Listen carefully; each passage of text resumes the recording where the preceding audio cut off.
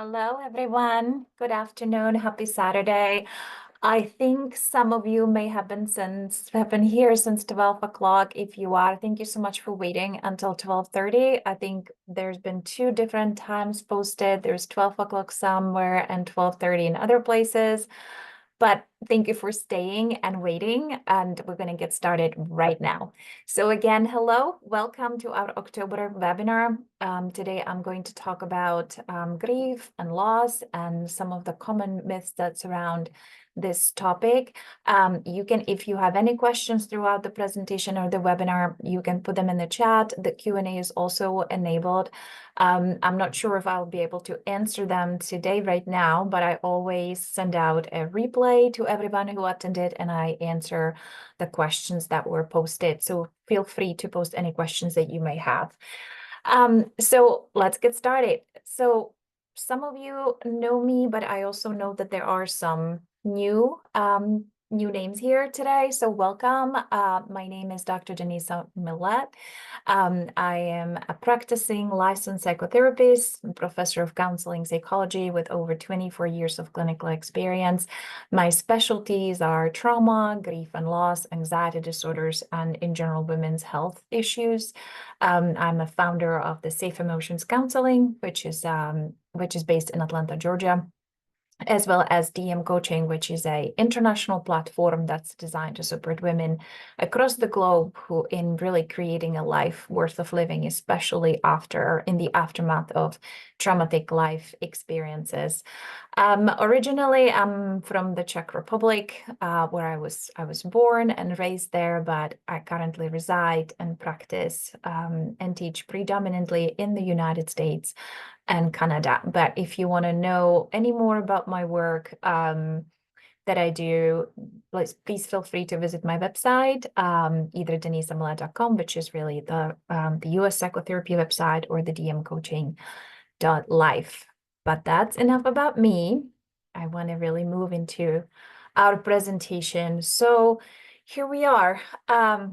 Let's just start with some basic information about grief and loss. So what is grief? Grief is a very complex, multifaceted set of emotions that really defies a one-size-fits-all description.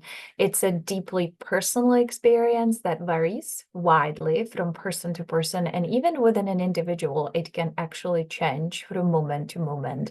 So this is what makes grief one of the most complicated set of emotions to navigate. At its core, grief is a very natural human response to loss.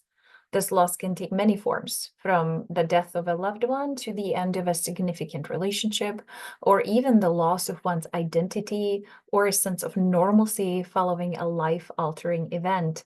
The intensity and duration of grief can really be quite influenced by the nature of the loss, each person's emotional resilience, their support system, their cultural background, and even their past experiences with loss.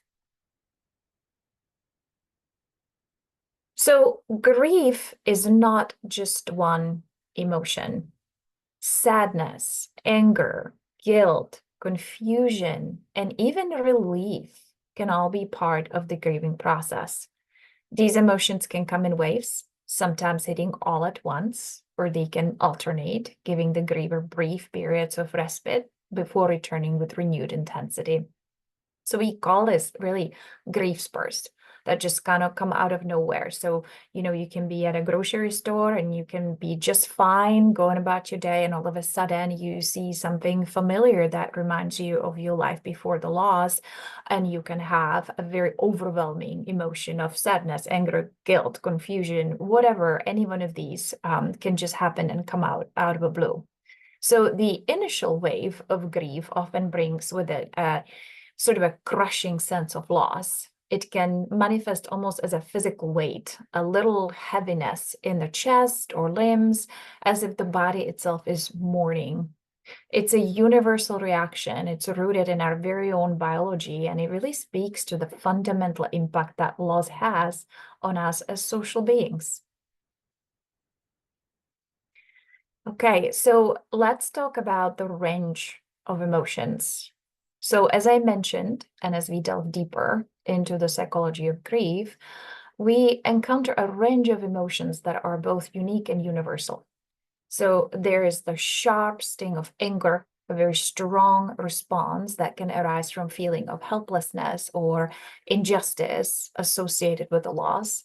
It can be directed at oneself, at other people, or even at the deceased for leaving us behind. At times, there may be guilt, sort of a knowing sense that perhaps we could have done more, been better, been nicer, prevented the loss somehow. It's a common response, but one that can trap us in a cycle of self-blame and regret if not addressed. Sadness, a sense of deep sadness and depression can feel all-consuming. It's a natural part of the grieving process, but it can also be a place where we get stuck, unable to see a way forward or back to the life we knew before the loss. Really kind of having a very hard time re-engaging with life again.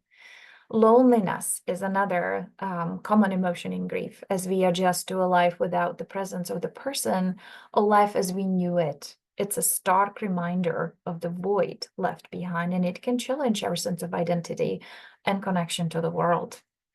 Acceptance, though, is the emotion that many strive for in their grief journey. And, there's a significant misunderstanding of what acceptance means because it's really not about being okay with the loss, but rather it's about reaching a place where we can reconcile our loss and live with it.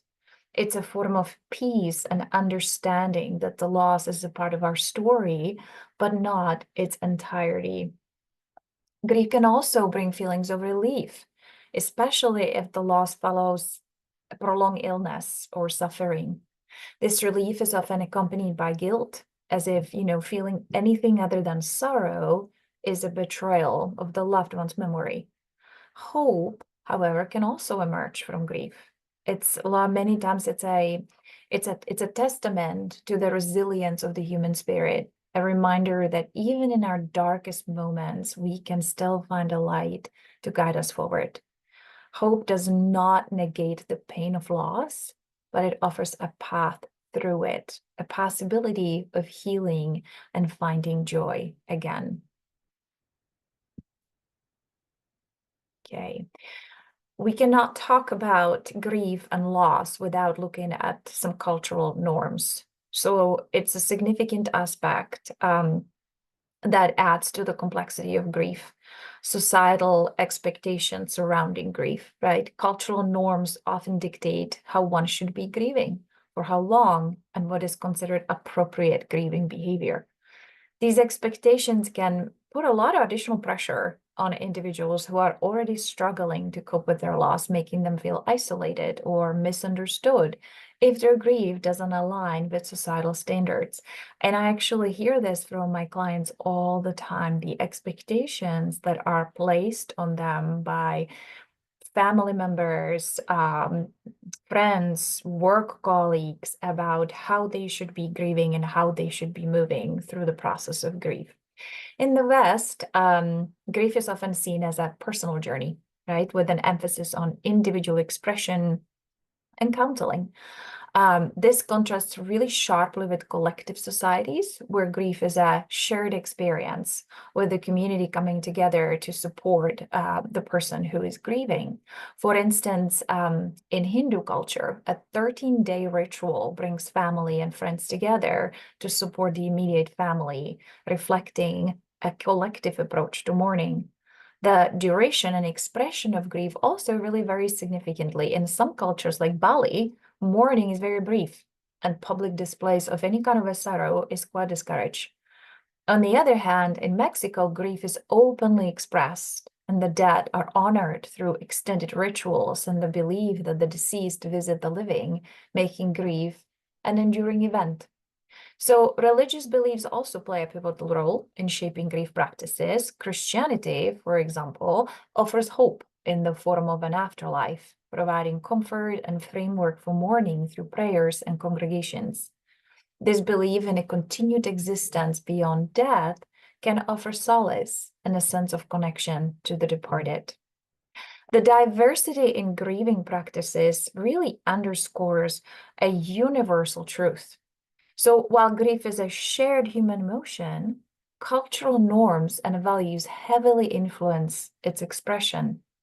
I believe that understanding the cultural nuances is crucial, especially in our increasingly globalized world. It really fosters empathy and respect for the varied ways in which people cope with loss.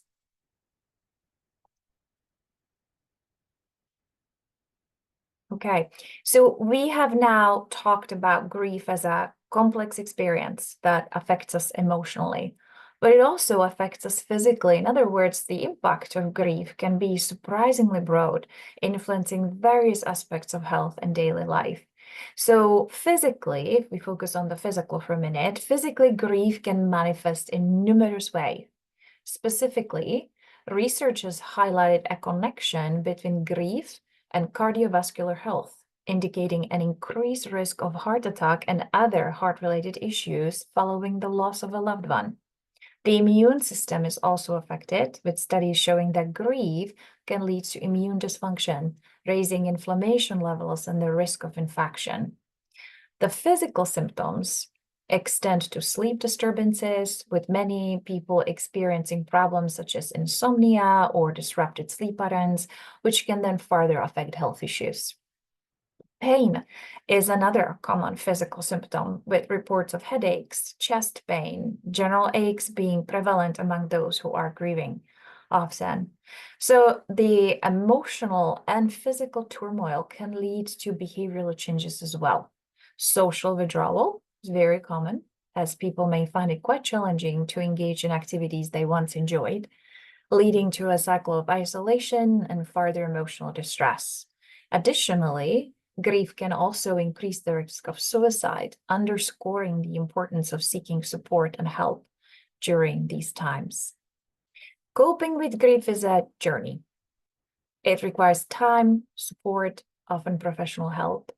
Strategies such as therapy, support groups, self-care practices can be really vital in navigating the challenging path of grief, especially when we look at all the emotional and physical issues that come alongside with it. It's really essential for those who are experiencing grief to acknowledge their pain, seek support, and give themselves permission to heal at their own pace. So now let's look at some of the most common myths that surround grief. Okay, so myth number one, grief follows a linear path. So the idea that grief moves through orderly stages is a very prevalent myth. Some of you may be familiar with the stages of grief: denial, anger, bargaining, depression, acceptance, as described by Elizabeth Kubler-Ross. This is a very interesting framework that was actually originally developed for people who were dying, not for people who were grieving. But it can be a bit of a simplification because people don't always go through these stages in a neat, linear fashion. Sometimes they might skip at some stages, revisit certain ones, going back to them, or experience them in a completely different order.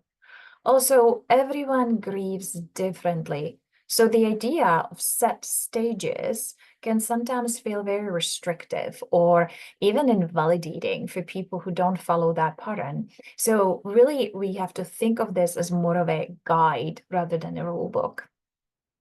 Another myth, common myth, is that grief and mourning are the same. So the difference, grief is the internal emotional response to loss, really encompassing a range of feelings from deep sadness to anger. Mourning, on the other hand, is the external expression of grief, involving the various rituals and actions we take to honor and process our loss. So this could be crying, talking about it, journaling, all kinds of things to express this heaviness that we carry inside as grief. So while grief is a personal journey that can be silently carried within, mourning is shared with other people as a way to move through the pain of loss together. Okay, moving on to myth number three.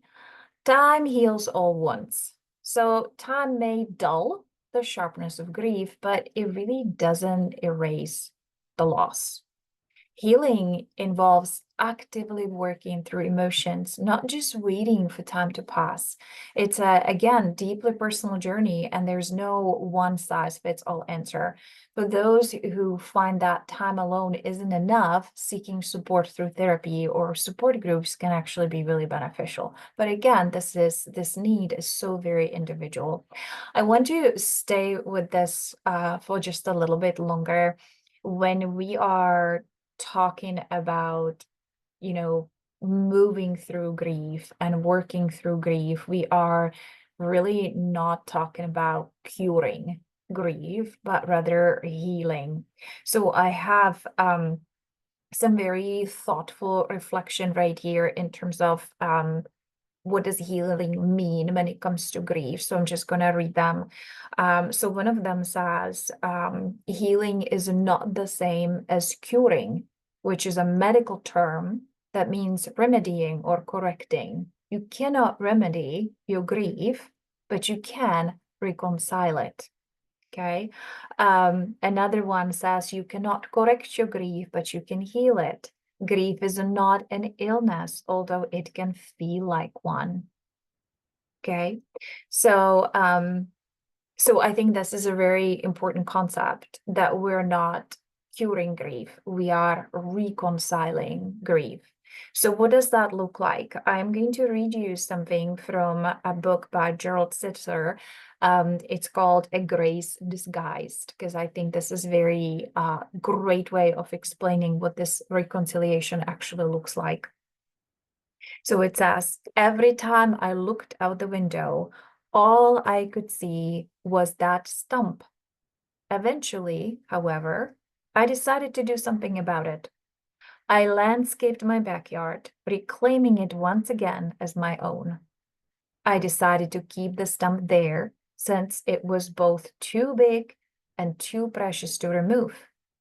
Instead of getting rid of it, I worked around it. I planted shrubs, trees, flowers, and grass. I laid out a brick pathway and built 2 benches. Then I watched everything grow. Now, 3 years later, the stump remains and still reminds me of the beloved tree I lost. By the stump, but the stump is surrounded by a beautiful garden of blooming flowers and growing trees and lush grass. Likewise, the sorrow I feel remains, but I have tried to create a landscape around the loss so that what was once ugly is now an integral part of a larger, lovely whole. So, in other words, the message here is that healing in the grief world comes by creating a new landscape around your loss so that you can look at that stump and have less intense sadness. That's really what the reconciliation and working through grief looks like. Okay, moving on. Okay, myth number 4, strong emotions should be avoided. So again, expressing emotions during the grieving process is a vital step toward healing. It allows people to confront and navigate the complex feelings of loss, which we already talked about, can be a mix of sadness and anger and confusion, even moments of guilt, relief, or peace. So sharing these emotions with others can provide a sense of support and understanding, reducing the isolation that often accompanies grief, and even farther, really acknowledging and expressing emotions can make the way for building new relationship with the memory of the loved one, rooted in legacy and meaning. So very, very significant to be able to express it. And you know, when it comes to mourning, in general, expressing the grief and mourning, it's almost like there's a continuum or a spectrum where there are people who, you know, do not mourn at all. They really suppress all of these heavy emotions and get super busy and distracted with all kinds of things. So they don't have to think about it, they avoid it, right? And then on the other side of that spectrum are people who mourn all the time. And it's so difficult that it paralyzes them and they are unable to function at all. They can't get out of bed. They can't keep basic hygiene practices. They can't do any of those things. So neither one of these extremes is very helpful. We want to be able, and it's absolutely necessary to mourn, really allowing space and time for mourning, but still being able to function. Okay, number 5. Moving on means forgetting. So moving on after loss doesn't mean forgetting. It's really more about, like we talked about, finding a way to live with the memories and the impact of the loss, while at the same time allowing yourself to experience new joys and challenges, kind of like we talked about building a beautiful garden around the stump, right? The process of moving on is more about integrating the experience into one's life and learning from it and then continuing to grow. It's important to remember that everyone's path to healing is unique. There is no right or wrong about it. Okay, number 6. Again, there's a right way to grieve. So I just talked about that. So again, there isn't a one-size-fits-all way to navigate grief.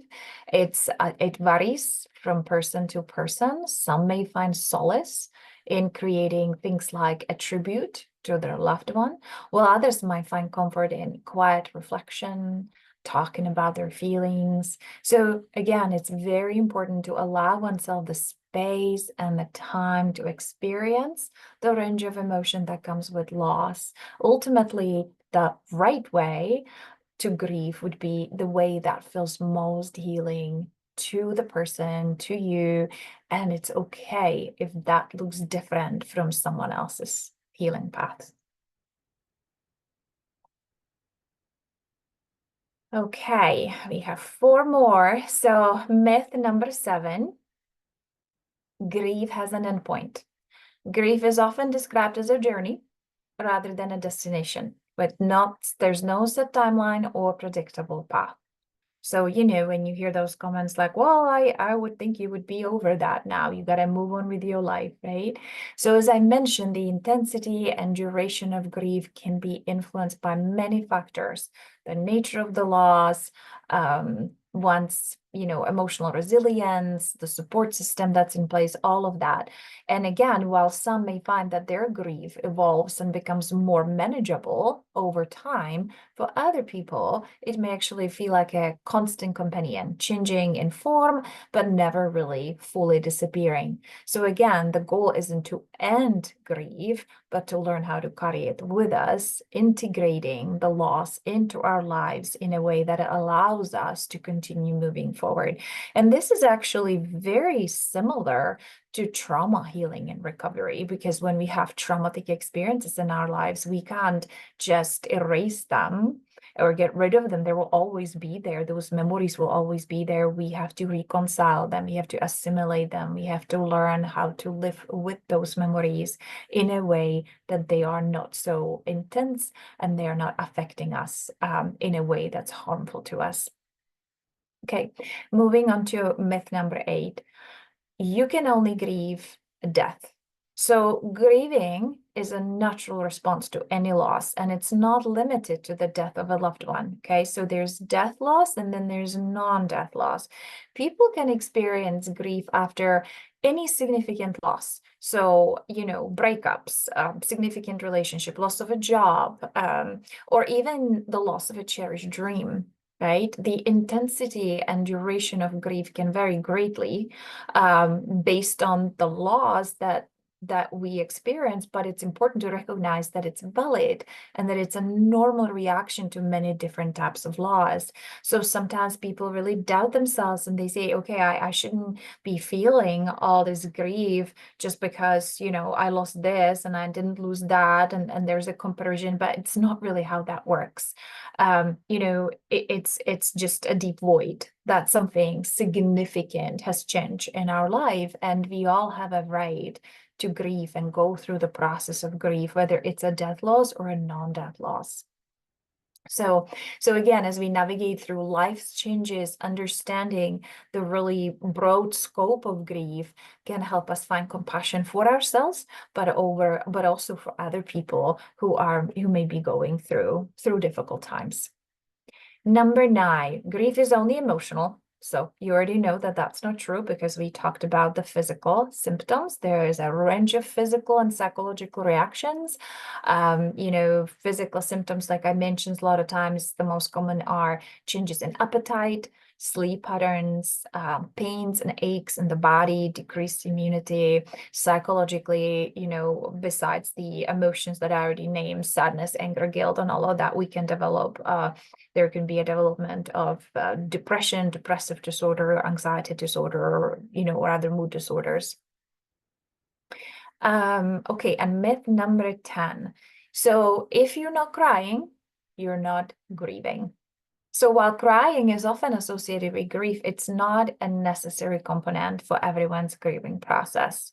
Some people may find solace in tears, as crying can be a very healthy outlet for the intense emotions that are associated with the loss and release of the stress hormone cortisol. All of that is great. It can provide a release for stress, emotional pain, and even encourage closeness and support from other people.